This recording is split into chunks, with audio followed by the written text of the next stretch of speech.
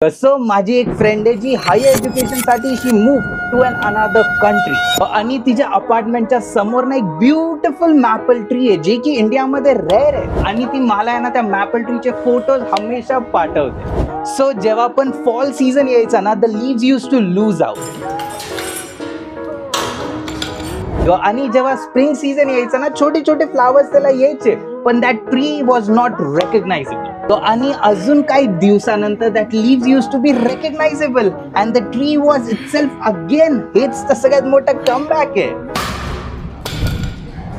And I was having this conversation with that friend of mine की मला असं वाटतं की माझी स्वतःची लाईफ आहे ना is same like that maple tree आणि मला बिलकुल नाही माहिती की when my work will be recognizable by anyone else. मला हे बिलकुल नाही माहिती पण मला माहित नाही पण मी जेव्हा पण माझं हे काम करतो ना मला आतून आहे ना सगळ्यात जास्त आनंद होतो.